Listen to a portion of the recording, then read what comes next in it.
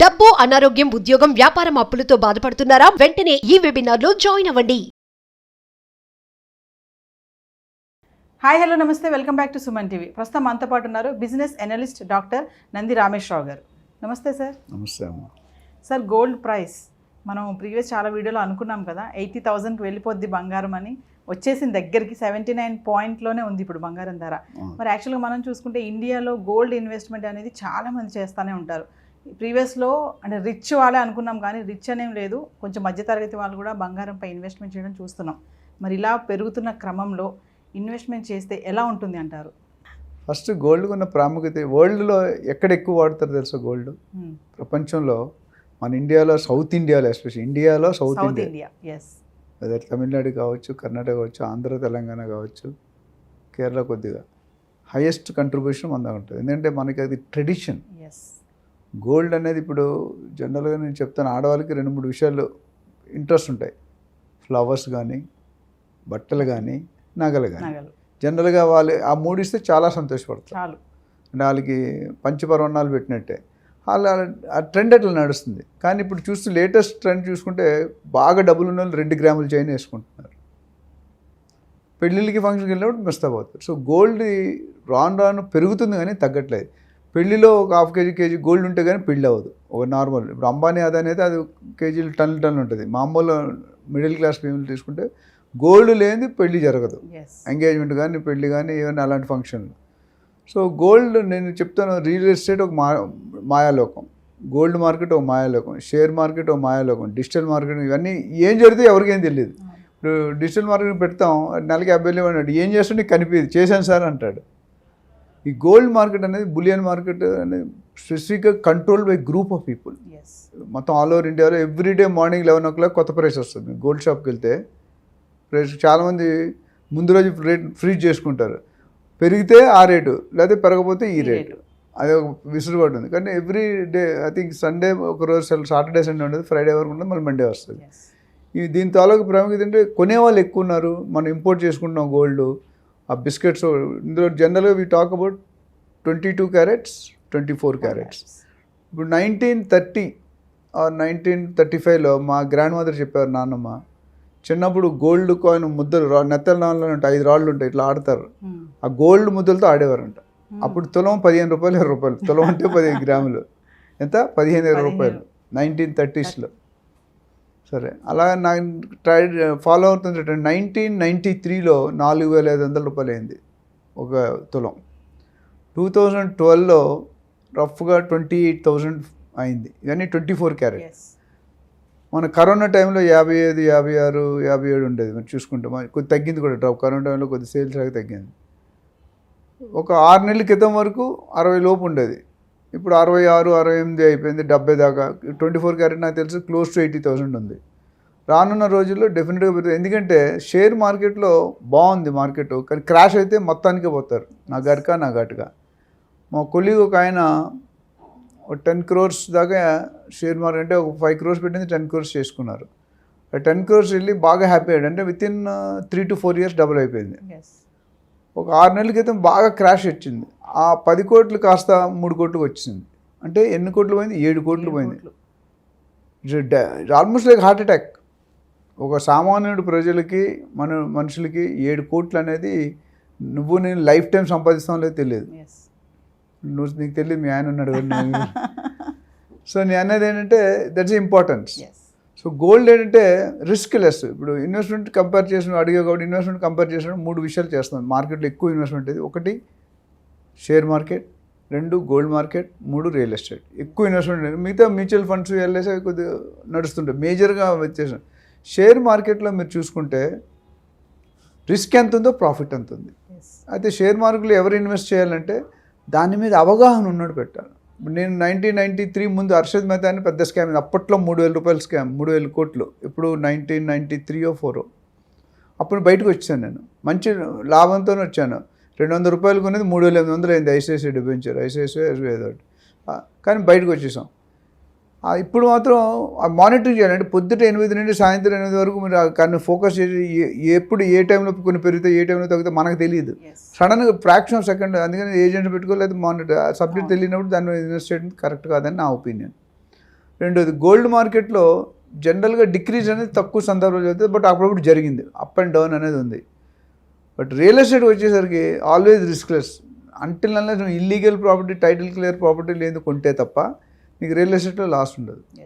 So ఇది మూడింటి వచ్చారు.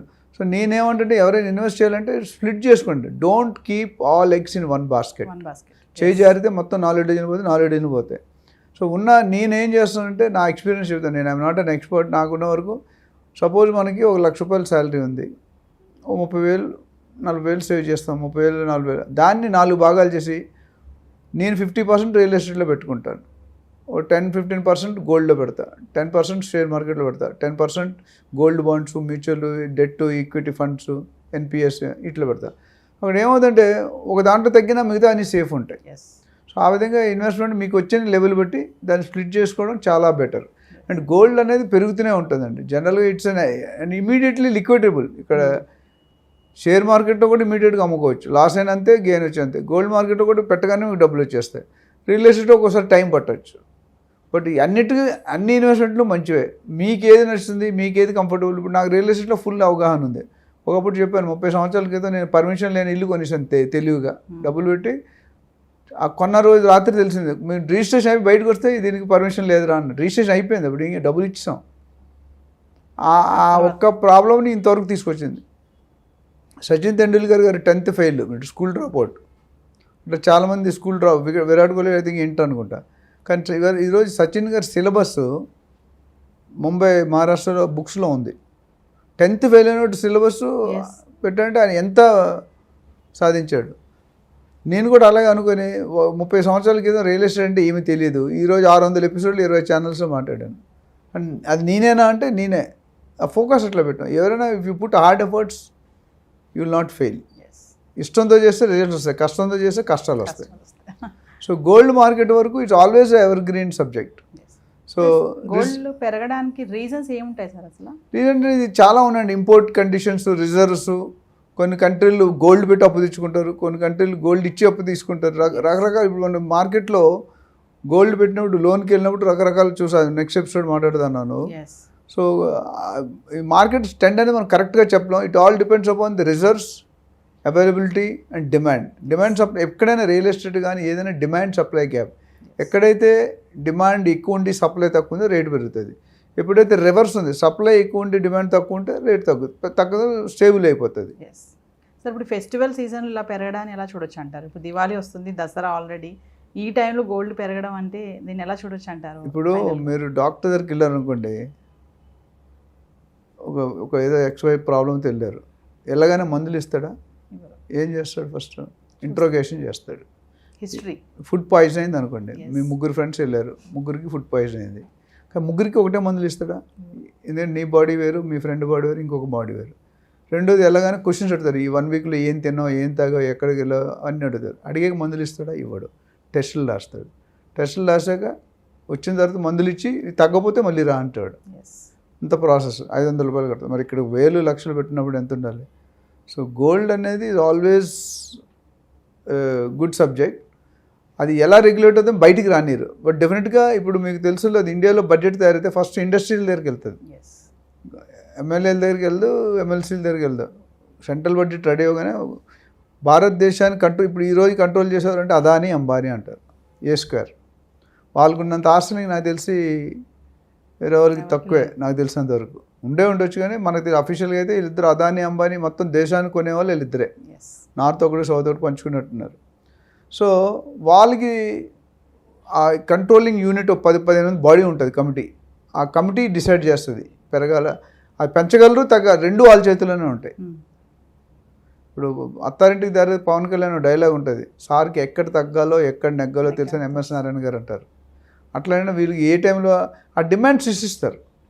ఇది it's purely organise show. Real estate కూడా అంతే, ప్రతి షేర్ మార్కెట్ కూడా అంతే. ఏ కంపెనీని ఎత్తాలి, ఏ కంపెనీ దించాలి, లావాదేవీలు, ప్రాఫిట్స్, డెట్, ఈక్విటీ అన్నీ చూసుకుంటారు. Primary market, secondary market. So gold అనేది కంపారిటివ్ మిడిల్లో ఉంది, అటు షేర్ మార్కెట్కి రియల్ ఎస్టేట్కి మధ్యలో ఉందని చెప్తాను. It's not too much loss అనేది చాలా తక్కువ. బట్ అప్పుడప్పుడు వచ్చే అవకాశం ఉంటుంది. కరోనాలో డ్రాప్ అయింది, ఒక 5,000-10,000, మళ్ళీ పికప్ అయింది.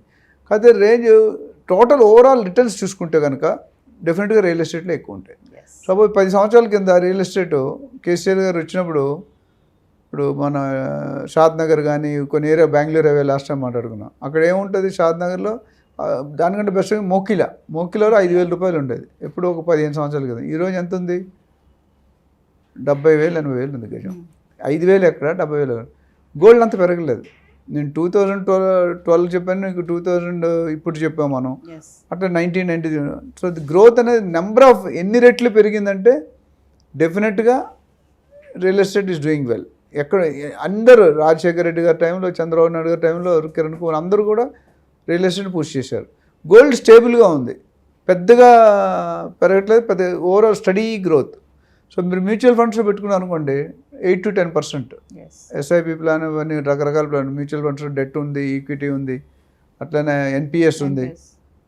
అదేవిధంగా మీరు గోల్డ్లో పెట్టుకుంటే ఇంకొద్ది ఎక్కువ ఉంది. రియల్ ఎస్టేట్ మాత్రం డెఫినెట్గా 4 yearsలో పెడితే డబుల్ అయిపోతుంది. 4 to 5 years మీరు ఎక్కడ పెట్టుకున్నా గోల్డ్లో డబుల్ అవుతుంది. ఇప్పుడు సపోజ్ ఇప్పుడు ఈరోజు 80,000 ఉంది రఫ్గా 24 క్యారెట్.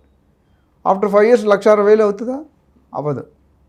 కానీ రియల్ ఎస్టేట్ అవుతుంది, ప్రొవైడెడ్ రియల్ ఎస్టేట్ ప్రాపర్గా చూసుకొని కరెక్ట్.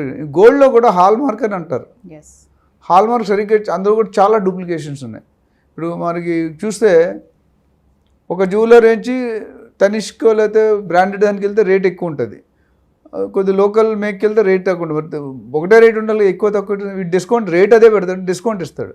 ఎక్కడైతే డిస్కౌంట్ ఉందో అక్కడ 2 సార్లు ఆలోచించారు జనాలు. ఎక్కడైనా ఇంట్రెస్ట్ రేట్ తక్కువ ఉంది, గోల్డ్ రేట్ తక్కువ ఉంది, లేకపోతే అప్రిషియేషన్ తక్కువ ఉంది, you have to think twice. ఇప్పుడు బోర్డు మార్కెట్లో వెళ్తుంటే పెద్ద హోర్డింగ్స్ ఉంటాయి, 50% డిస్కౌంట్ అని ఉంటుంది, కానీ పక్కనే అప్ టు అని ఉంటుంది. అప్ టు నీకు అనిపించదు. కనపడదు. 50% అనుకుని మీ ఆయన మిమ్మల్ని తీసుకెళ్తాడు, అప్ టు చూడరు. అక్కడ చూడగానే 50% డిస్కౌంట్ అంటే 2 లక్షల రూపాయలు చైర్ పెడతాడు, అంటే 1 లక్ష రూపాయలు. మనం కొంటామా? కొనలేము, మన ఎఫోర్డబిలిటీ లేదు. మనకు వచ్చే శాలరీ 50,000 అయితే కొనేది 1 లక్ష పెట్టి ఎలా కొంటాం? సో అక్కడ pulling the customer, this market strategy. Yes మరి అప్ టు అన్నాం కదా, మరి తక్కువ ఉంటే నచ్చవు మనకి అవి. అట్లా ఎక్కడైతే డిస్కౌంట్ ఉందో రియల్ ఎస్టేట్లో చూసాం, తక్కువ రేట్ వచ్చింది ప్రీ లాంచ్లో కొనేస్తారు. ఏదైనా మీరు షేర్ మార్కెట్లో పెట్టినా, గోల్డ్ మార్కెట్లో పెట్టినా, రియల్ ఎస్టేట్లో పెట్టినా, you need to understand the reality, ground reality ఏంటి చెక్ చేసుకోండి. ఎంతవరకు సాధ్యం, ఎంతవరకు పాసిబుల్ చేస్తే హోనీకు అనహోనీ కన్నా అనహోనీకు హోనీ అని హిందీలో డైలాగ్ ఉంది. అన్ని వేళ అది కరెక్ట్. మనీ అంతకుముందు money can make many things, కానీ ఇప్పుడు money can make all things. ఇప్పుడు స్కాములు కానీ, కుట్రలు కానీ, దగాలు, మోసాలు, చీటింగ్లు ఇవన్నీ ఏమవుతున్నాయి?